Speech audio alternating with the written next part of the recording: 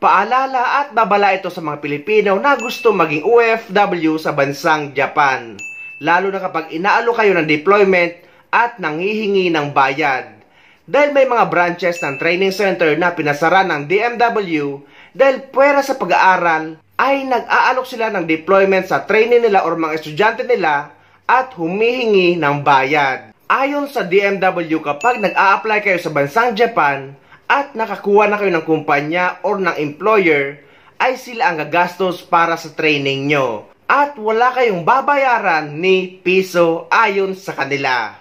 Training center are not supposed to hire and deploy at saka to enter into a tie-up relationship, more so to engage into any form of recruitment.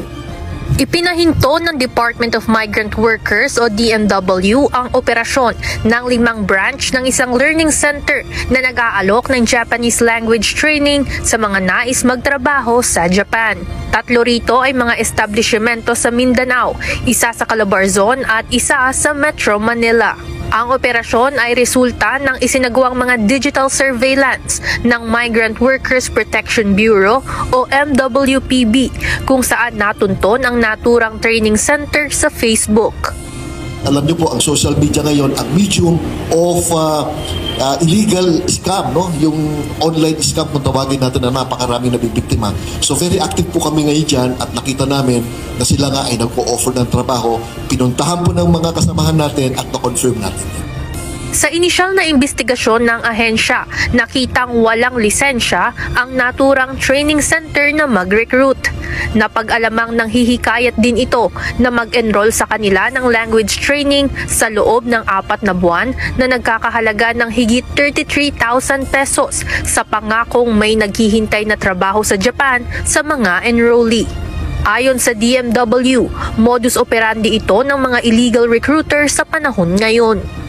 Ang nangyayari po, nire-require nila, humahanap sila ng estudyante, humahanap sila ng prospective OFWs, sasabihin nila na may kausap sila, actually may tie-up sila na recruitment agency na lisensyado. At sasabihin nila na mag-aral kayo dito, magbayad kayo, kayo ay magte-training at kapag kayo ay nakapagtapos ng training, i-refer namin kayo sa isang agency na siyang magde-deploy sa inyo. Bawal po yun. Binigyan din ng Department of Migrant Workers o DMW na walang dapat na bayaran na kahit anong training ang mga nagnanais na maging overseas Filipino workers o OFW sa Japan dahil lahat ng ito ay sagot na ng kanilang Japanese employer. Pakiusap po natin sa mga kababayan natin ay pag kayo po ay meron ng employer at nasa Japanese language training kayo, hindi po kayo dapat ang magbabayad ng kahit piso.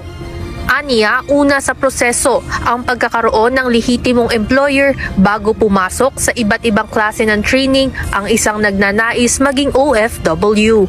Nagpaalala naman si Migrant Workers Secretary Hans Leo Kakdak sa patuloy na paglaganap ng mga illegal recruiter, lalo na sa digital platforms. Napakalakas ng anti-illegal recruitment laws natin. A mere offer is already a criminal offense without a license. So, dun tayo, tama si Yusek. Huwag na nating antayin na may mabiktima. Although, aalamin pa natin kung may nabiktima at ongoing yung may binibiktima na. So, we are taking a preventive tack on this so that wala na mabibiktima. Samantala, patuloy pa ang isinasagawang investigasyon sa naipasarang Japanese Training Center at maaaring humarap sa criminal case na illegal recruitment. Actually, napakarami ng ganitong kalakaran sa Pilipinas na ang mga training center ng mga language ay nag-aalok na rin ng mga deployment papunta sa ibang bansa. Pero inuulit ng DMW na illegal ito. Kailangan nyo muna mag-apply at makahanap o makakuha ng employer. At kapag may employer na kayo, ay sila ang gagastos sa training nyo at wala kayong babayaran ni piso.